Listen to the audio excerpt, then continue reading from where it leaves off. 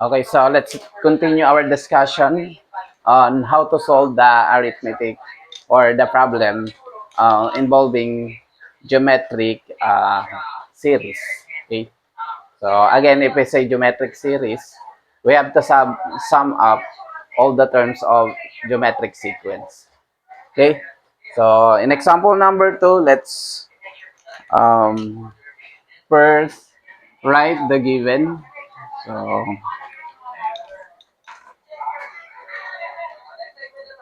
given example number 2, sorry.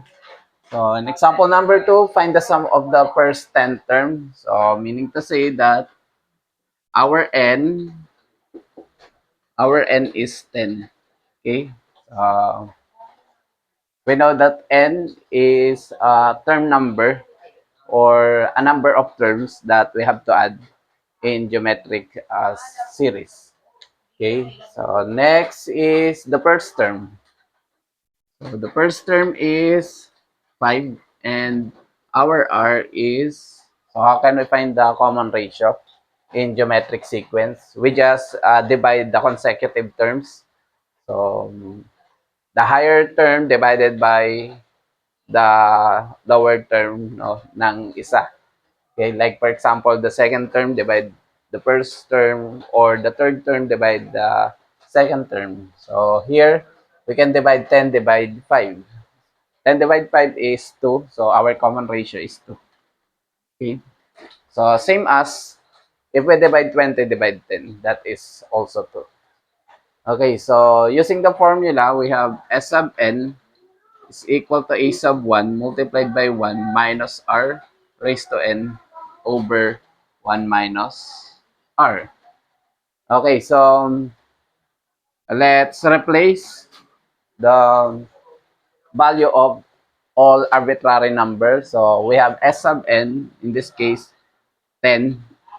No? Kasi ibig sabihin, ang i-add natin mula first term hanggang 10th term. Okay, so our A sub 1 is 5 times the quantity of 1 minus R. In this case, our R is equal to 2. So we have 2 raised to n, which is 10. Okay, over 1 minus 2.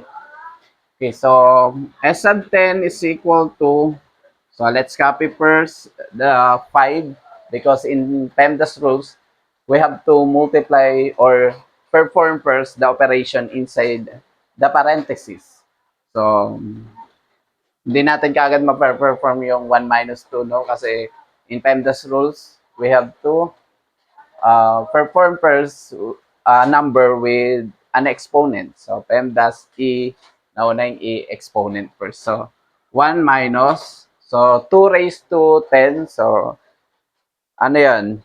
2 raised to 10, exponent tells us how many base we have to multiply. So, it means we have two 10 twos. Okay, so 2, 4, 8, 16, 32, 64, 128, 256, 512, 1024. So we have 1024.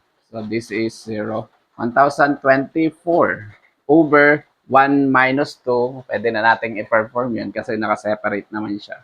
We have negative 1. So now we have S sub 10 is equal to copy first 5 and we have to perform the operation inside the parenthesis. 1 minus 1024 is of course negative 1023. Okay, so using the rules of adding integers, if we have different sign, we have to subtract and copy the sign of the greatest absolute value. So that's why we have negative 1023. So we have to copy negative 1 at the denominator. So S sub 10 is equal to, let's multiply 5 or positive 5 multiplied by negative 1023. So positive times negative is negative and 5 times 1023 is equal to 5,023 times 5 is 115. So we have 5,115 over negative 1. So we know that negative divide negative is positive. So we have positive 5,101 divide 1 is 5,101. So our sum of the given series in example number 2, 10 plus 5 plus 10 plus 20 plus 40, of course, until we get the 10th term is 5,115. Okay? So, kung gusto niyo i-check, you can check it in your calculator. Okay? So, pwede nyo rin sagutan yung number 3 and number 4.